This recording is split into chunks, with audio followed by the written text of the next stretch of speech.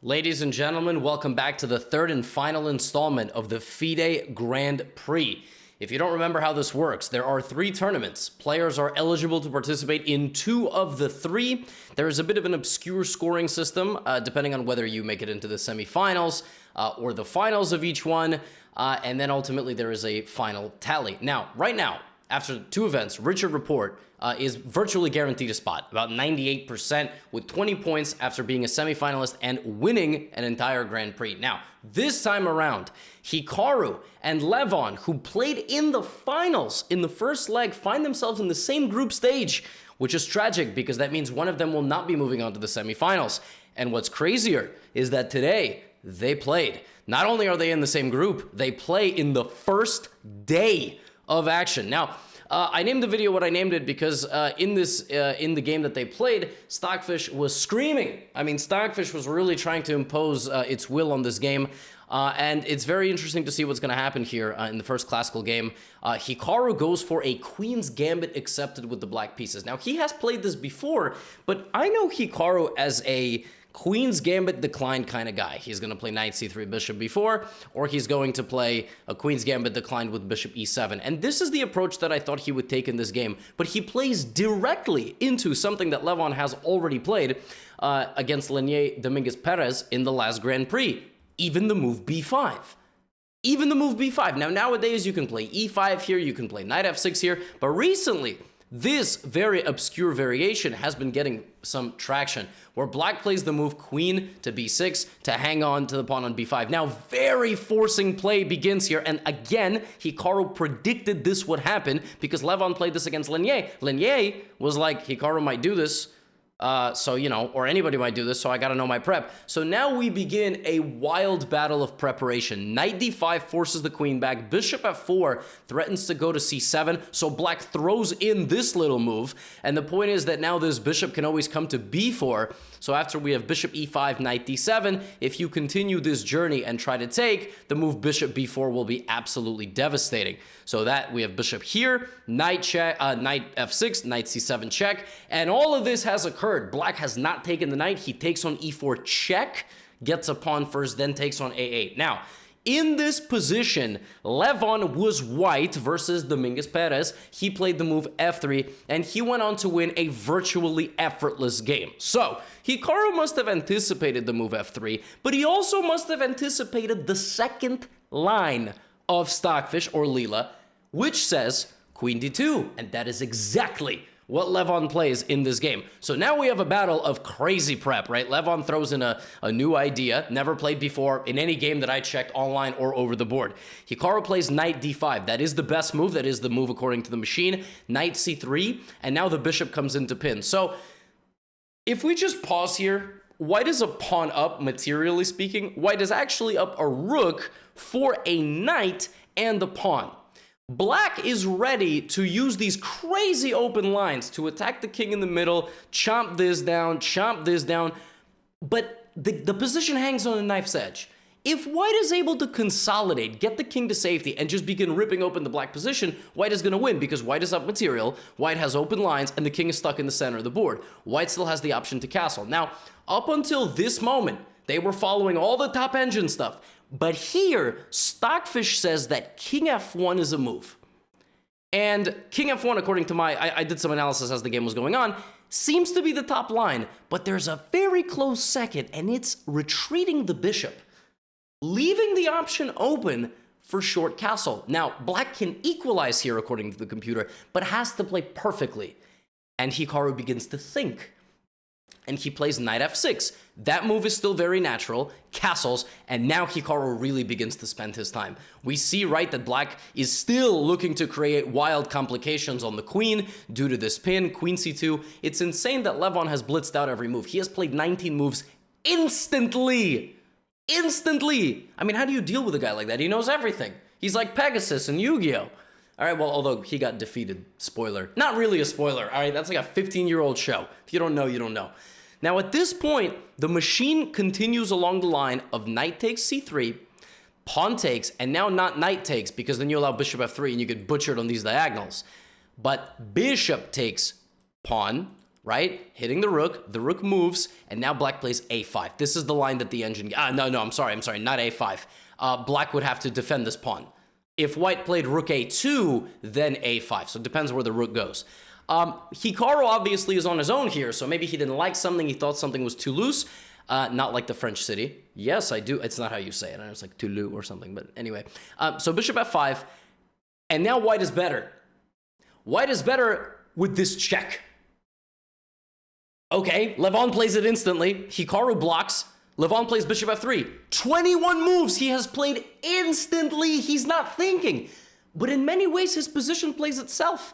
Like, if we go all the way back, right, to this move where he didn't play king f1, he retreats the bishop, he castles, he moves his queen out of danger, he checks the black king to force a pawn weakness, and then he puts the bishop to f3, so now the knight cannot take the bishop. Okay, Hikaru takes, still 22 instant moves. And now Hikaru goes deep into the tank and lashes out with the move g5. This move targets the bishop, and Levon just cool, calm, and collected. He's like, go ahead and take my bishop. Again, if you take my bishop, I'm simplifying the position. When everything settles, rook e4, queen e4, you can't take this because I take on a8 and you lose a queen. That would be really bad. White is just completely winning. So now Hikaru's in some trouble. He's in some real trouble here, and he begins trying to be a bit more active with the move knight f4, but now we have queen a2, queen b7, and Hikaru said that if queen a5 had appeared on the board here, he would have resigned. He was contemplating resigning in the next few moves. He said that in the interview after, because king d7, now you can take on a7, this always comes with check, you hunt the king out, and you just trade off some pieces, and you're just completely winning. But Levon took first. He took first, and now Hikaru begins the defensive process. He creates an impenetrable fortress. If you trade, I'm completely fine with that. We're going to be trading on my terms. A couple moves later, we have a pawn trade, a rook trade, and the pawn's promoting. Hikaru's broken through on the c file. Levon is right there with the defense. Very funny, by the way, c1 rook. And now we have bishop and knight versus rook and 2 extra pawns. Levon advances the b pawn. Right? The way you win an endgame like this is you push as much as possible, right? He's pushing back Hikaru's pieces, and at some point, the white king is going to start coming. There's king g1. Hikaru here is down like an hour on the clock. All right, he's been in dire straits for over 20 moves. Stockfish is screaming at Hikaru. I mean, it's like saying +7, +5, all these insane evaluations, and yet Hikaru begins to create a fortress. Look at this. He is down 4 pawns, 3 pawns, and maybe he'll win b6. Hikaru begins to create a fortress out of nowhere. 1 minute on the clock versus 40. And how does white break through? I mean, you got to be real careful here, because there is a way I can sack my knight for a couple pawns and make a draw. Like, I can get into a drawn endgame. Levon continues to apply the pressure, and right here was actually the closest moment in the game. This is the best that Hikaru created. He created a fortress. It's a fortress because if white expands with f5, the bishop kicks out the rook, and that's it. It's a draw. You cannot break through anymore. The black forces, what was remaining of them, defended soundly, and there is nothing that white can do. Insane. But Levon brings the rook all the way back. The most counterintuitive thing. Here's the problem. I am now going to check you down the middle, and you have to figure out what you do. Do you block the bishop and no longer defend your pawn? Do you move your king out of the way? What do you do? Right? What do you do here? It's even Stockfish's brain is spinning. It doesn't exactly know how white should defend. But now we have rook d2, and here's the problem. You can't move your bishop. Do you move your king or your knight? Who do you move? Do you try to go king c6 and king d6? Do you try to go knight c7, knight e6? Hikaru plays knight c7, and that gives Levon the green light. You see, that was his other idea, the king walk. Because if the king moves, you can't go here. I take on f4. So maybe Hikaru missed something. I think it was always probably losing, but maybe moving the king would have put up a touch more resistance, but it was still a torturous position. And now that the king and the pawns have broken out, there they go. And Levon wins this game in a little bit of style here by sacking the rook for the knight and then promoting what was remaining of his pawns. He comes back to defend, and that's it. You can't sack the bishop because this pawn queens, king h6, and on move 65, Hikaru resigns the game. A crazy, crazy first game. I mean, Hikaru chose not to be solid at all. He just went for it. I mean, he went directly into the flames. He knew what was coming, and he trusted that he would be more prepared. But Levon is untouchable right now. I mean, that man is, his prep is crazy. So a shocking blow. Now, we are going to get through all the games today. We're actually going to look at every single game. Some obviously a little bit less exciting than others. The other game in Group A is the game between the two players from Russia, currently playing under the FIDE flag due to all the international restrictions. Yesipenko, who replaced Andreikin, and Grigory Aparin. This game was a Catalan with a DC4 main line. White plays queen a4, takes the pawn, and gets the queen chased away. In these structures, black oftentimes drives the light-scored bishop into the middle and closes up the queen side. And it's really up to white to pose problems with, a takes b5, this Catalan bishop on g2 looking really nice and pretty. And you would think that this is a thing, but there's a knight here and a queen here, so you got to be a little bit careful. Throughout this game, Yesipenko was applying some good pressure to the black position. He was pushing the pieces back, but black always very solid. And even though, it looks like he's grabbing a pawn, he's not really grabbing a pawn. And once these pawns liquidate, it's going to be a 4-on-4. We just have to wait for that moment to happen. White's bishop pair doesn't mean anything because black is ultra solid. Give it a little bit of time. The b pawn is also lost. And this game hovered around equality for the duration of all 4 hours of it being played. Obviously, Yesipenko's position looks quite nice. And he got a decent looking bind here, actually. But there's nothing you can do. I mean, bishop d6 and black is just, yeah.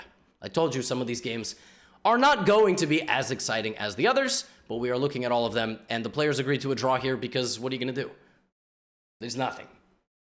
So the first game between Yesipenko and Aparin ends in a draw. Levon is currently the leader of Group A. Let us move to Group B. The game between Vincent Keimer and Shahryar Mamedyarov was a weird kind of Anglo-Indian, right? White does not go for a d4, and black plays the most principled way, which is attacking the middle of the board with the move c5. Now here there's an interesting line. After takes, and queen c2, there are various attacking positions where white can play the move h4, like right now, and try to play knight g5 and checkmate on h7. Then black would have played f5. So this is Keimer's moment, sort of. I mean, he can play this position in an exciting way, and he castles. So once he castled, there's not going to be any attacking play whatsoever. There's going to be a trade, another trade, queen c3, and we have a trade in the middle of the board, and all the pieces are gone.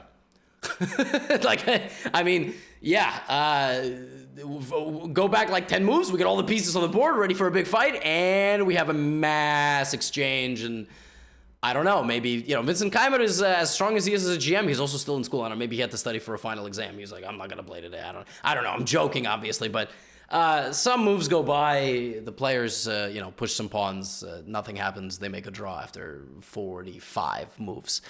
So, like I said, not every game is going to demand a tremendous amount of attention, but there was a decisive game in Group B. In fact, there was a decisive game in every group, so you're going to enjoy this recap. Regardless, don't go anywhere. Every single game was interesting. You can use the timestamps to jump around.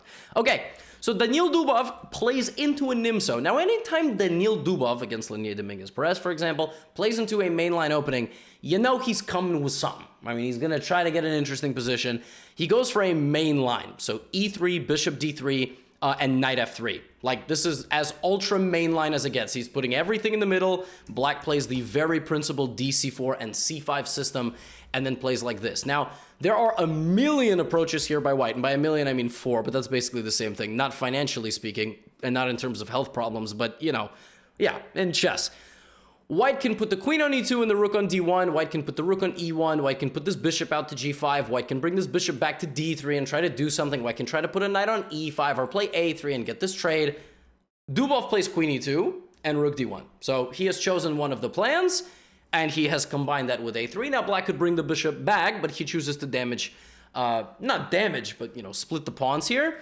This is called the hanging pawn structure, dc, where there's no neighbors against EB from the Nimso positions. White has the bishop pair, but you can argue that white's dark-scored bishop is a little bit passive, right? So, queen e4, and obviously Lenier doesn't hang mate. The queen rotates over to h4, and now Lenier plays a very interesting move. He takes the knight. Now, when you do this, you understand what you're getting yourself into. You have lost all long-range weapons. Your bishop is gone. White's king position is ruined. Here's the problem. A short while later, this is going to happen. the side shuffle. King h1. And even though Stockfish says this position is okay,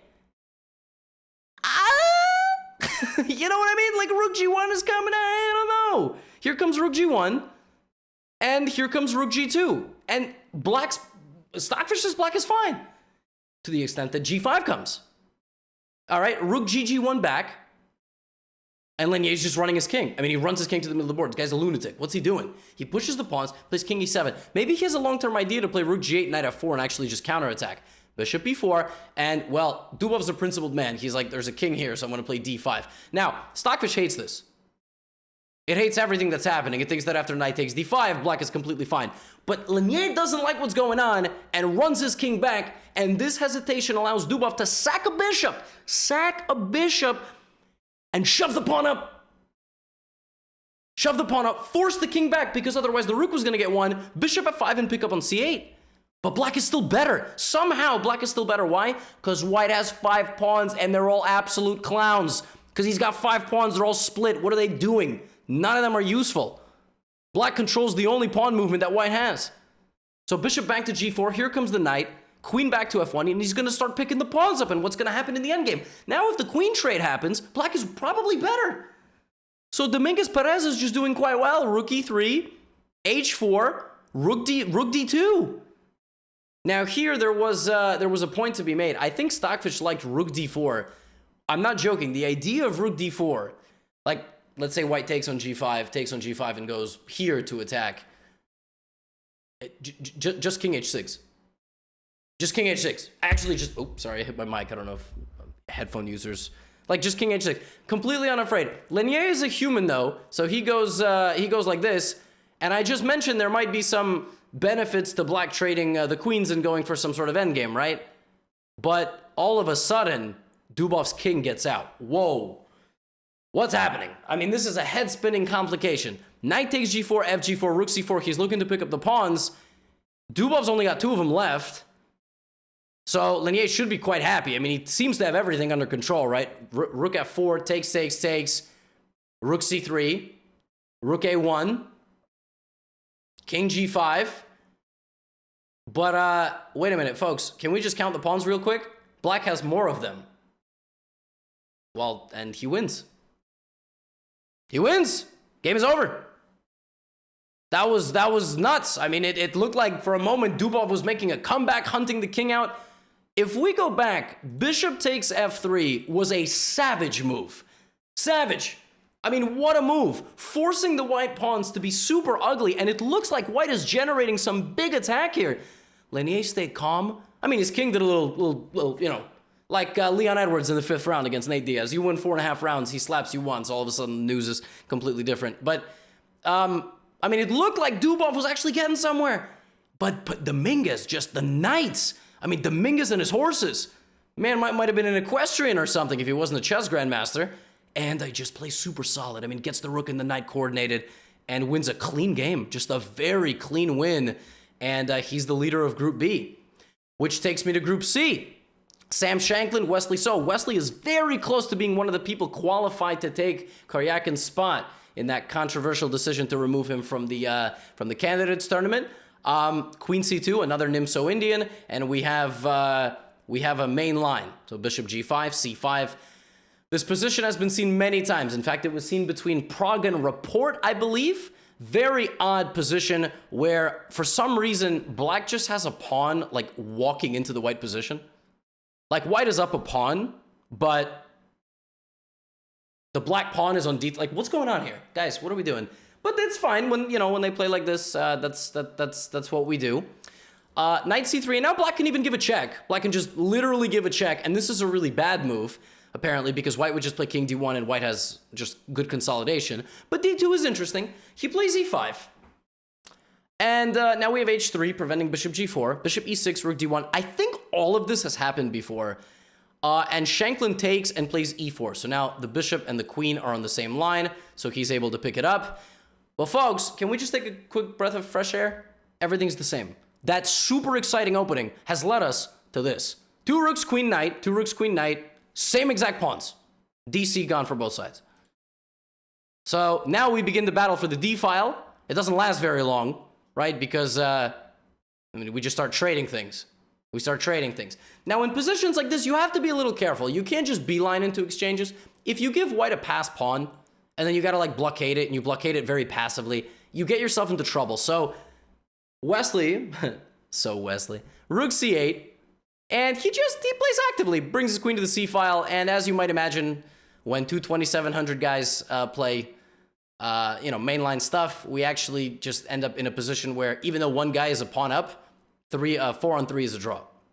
So EFGH versus FGH is just a draw. You got to know the Philidor position. If you don't know the Philidor position, don't worry about it. But white is up a pawn. How is this a draw? It's just this. I'm really sorry. It just is. Yeah, we got a 2-1. I mean, your low-rated players are more than capable of losing this with both colors, but not you, though. You're great. You're worth more than a queen. It's been a while since I said that. We have king versus king. So some of these games aren't going to get, massive recaps. The next game, though, is going to get a massive recap. Game number 1 between Predke and Maxime Vacher-Lagrave in Group C. This game was weird. It was a weird game. Why was it a weird game? It begins with c5. So not knight f6. I mean, if you're going to be playing the Grunfeld, which, he plays, he goes for c5, and we have a totally unique position. So we have an English that could become a Sicilian. So, for example, we could get a Maracci bind with g6, e4. This is a accelerated dragon. But we get e6. So this is a very critical modern type of position where black can play bishop b4 or bishop c5, queen b6, very sharp and theoretical position. Not something MVL plays a lot, but clearly he's come prepared, right? I mean, he's gonna attack Predke, so he forces this and plays knight e5. Again, to the untrained eye, this looks completely insane, because after something like bishop f4, you can't move the knight, because knight c7. Well, black's not interested. Black plays knight g4, defending this way and attacking f2. White plays e3, protecting that. And as far as I know, there is a move queen c6 here, which attacks the rook. And then white can just ignore it, because there's always knight c7. A6 is played. And here we get a weird move from Predke, a move I've never seen. That move is, I know a move here, knight c7 check. Queen c7, queen g4. I think I've played this in a blitz game or two. And white gets an interesting position. There's also h3. Here Predke plays queen a4. Now, that move does not look like, it doesn't look illogical. The point is, if you take the knight, I go here. As far as I know, there is a move here, rook a7. Rook a7. If knight takes a7, queen takes b2. What? And this. And this. What is going on here? All right, what is happening? Rook a7 is apparently a move. MVL has to find either rook a7 or rook b8, and MVL goes absolutely bananas and plays g5. All right, so g5, if you take it, is a fork, all right? But then there's this. Okay, so MVL forced that, but now Predke castles long, and Predke's got a nice-looking position. Here's Predke's game plan. Wherever black goes, I will go. It's not easy for black to move the d-pawn because there is this, right? So if black plays a move like rook b8 in this position, that makes a lot of sense, right? To force my knight to move. So I do. I still can't develop, though. I can't develop this side. So MVL's like, all right, no problem. I'll just pass the king side. Okay, there's nothing at all. Everything's good. Everything's chill. Predke looks at him and goes, really? MVL's like, yeah, everything's fine. What are you going to do? g4. And feels like, what does this even do? I don't even, what? That's, also, I can take it. Like, you good? This is what it does. It stops f5. So, for example, if white played here, then black would actually take some good space and be very happy. And there's opportunity to defend the position. Of course, you can always play queen c7 as well, but this is g4 prevents white from doing anything, black from doing anything. There is no f5 anymore. And the next few moves by white are going to be this and this. f4 and h4. How does black defend this? According to the computer, you have to go back. You have to play queen d8 and anticipate h4 and take it. MVL, however, sometimes is a gambler, and he takes the pawn. And Predke fires off another one with h4. You take this one and try to defend bishop e2, and here's the problem. The rooks are now in the game. That's the issue. You go back a couple of moves, everything's closed behind these rooks. But MVL decides, no, I'm going to defend this position. And Predke continues the assault. I mean, he keeps destroying the pawn wall, right? E4, G4, H4. Takes. Rook G1. The king goes for a run. It's running. He's running away. And Prudke, cold shower here for MVL. C5. Hits the queen, protected by the hanging knight. If you move the queen, like to C6, the knight can always go to D6. Queen B4, A3. MVL resigns. MVL resigns after 23 moves. He didn't even get to play his 23rd move. MVL played 22 moves in this game and resigned. That is nuts. Crazy. I guess an opening disaster. I don't know. Maybe G5, a little bit too experimental. I don't know. But Queen A4, I don't know the theoretical status of this move, but it seems to be a problem. And Prudke plays it, and yeah, that's it. I mean, it gets real weird after that, and MVL had to not castle. I mean, I guess he just chose the wrong plan, and there it went. I just literally, look at this. I mean, G4, H4, E4. Nice win for Prudke. And that takes us to Group D. We will finish the day with Group D. This game between Anish Giri and Yu Yangyi, this one was a funny one. This was a Petrov. The Chinese players really like to play the Petrov. Between them and Caruana, they really pushed a lot of theory there. This line of the Petrov is not that popular. That's not a blunder of a knight. There would be D5 and E4. Not a very popular variation, but very forcing variation. And actually, up until, I think even this moment, there was a game that Yu Yangyi defended with black already in the Grand Prix. And I think it was against Prudke, the person that I think. And in that game, white played pawn takes pawn. But Anish came with this move. A pawn sack.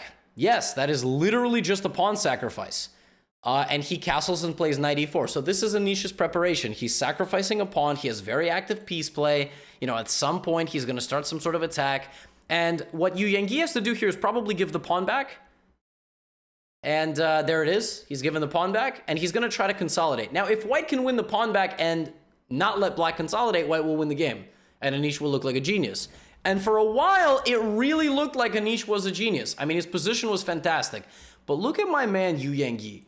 A recreational A-pawn walk all the way down to B2. And Anish just slides out of the way. He uses the black pawn as a shield for his own king, umbrella pawn. Bishop B5, Queen E5. And actually, he's gobbled up. He's taken all of Yu Yangyi's pawns. Bishop C4, Queen A5. But the queen cannot be the defender of the king. It can't. I mean, at this point, apparently, Anish had to go here. That's what he had to do. Force the queen either to go this way or back and try to trade it off. But he decides to go this way and then do it like this and continue the attack. But the problem is, black's attack is actually quite legit.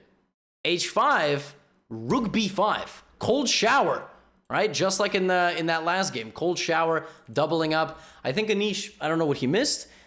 Here was his biggest evaluation. I think Bishop C6 is what Stockfish wanted.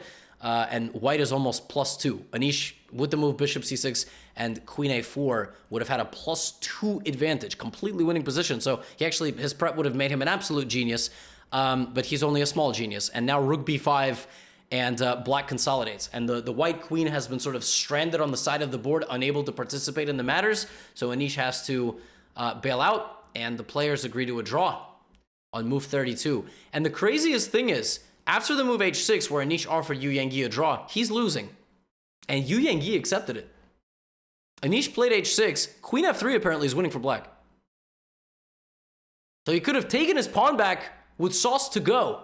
And he chose not to do that. He chose to take the draw. So, yeah, I mean, draw offers are a weird thing. You know, Yu Yangyi was probably just like, oh, I'm happy to draw with black. Could be an interesting game. Maybe I got low time. Queen F3 and Anish might even go on to lose this game. Completely nuts. So crazy. Crazy. Anish had a chance to put his foot on the gas, unable to do so. And the final game of the day is between Nikita Vityugov, Russian Grandmaster playing under FIDE flag, and Amin Tabatabai from Iran. This one was a very long Ruy Lopez, but it was an open where black takes on E4 and then plays B5, D5. So very complex position, which leads to super imbalanced play. And it really was exactly that. White attacked on the queen side with A4. Black struck back in the middle with F6. We had trades and imbalanced play. A couple of moves later, we had a bishop exchange. But in kind of the fire here, white had an attack on B5 that went completely just I mean, I don't know, black just sort of didn't do anything about it. Like, white played queen e2, and it's not easy for black to defend. Like, this pawn was sort of just left there by Amin, and, well, we have a big explosion, right? We have takes, and a queen trade. And the knight comes back, and a couple moves later, the knights get traded. I apologize. Yes, the knights get traded, and we have a rook endgame. But one guy has an extra pawn. Now, the extra pawn in this endgame is very different than the one between Shanklin and Wesley So, if you're still with me. You still with me 30 minutes in? Let me know in the comments. Because white's going to go here and take. No, not here. That would hang a rook. Rook d1 and takes, right? And the difference here is that they're not on the same side. 4 on 3 on the same side, draw. But not here, because they're not all on the same side. And watch as Vityugov puts on a clinic, all right? So he brings his king. He defends his weakness, and it takes a while, right? Like, he threatens a trade of rooks. You have to trade with black, otherwise I win your second pawn. So I'm splitting my pawns, and I'm defending this, and I'm picking this up. And Vityugov is basically saying that even though we have a 3 on 2, the imbalance here is winning for me. And what I'm going to do now is I'm going to slowly but surely build around that imbalance. You can win my h-pawn, but I have the passed d-pawn, and I have a difference in fg versus gh, right? So my passed d-pawn is everything. I'm going to force your king all the way to the back rank, and then I'm going to start pushing on 2 sides. And I'm going to use my g-pawn as a shield. So the king brings the pawns behind him, right? Like LeBron and his teammates.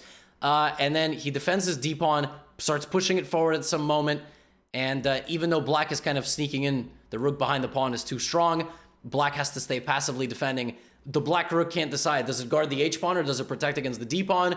It can't really decide. And ultimately, we get a famous winning rook endgame where the king and the pawn and the rook beat the king and the rook. The black king is not in front of the pawn. The black king has to obviously be here. When the king is off to the side, on the long side, it's not possible to defend. You need short side defense, which isn't a thing here.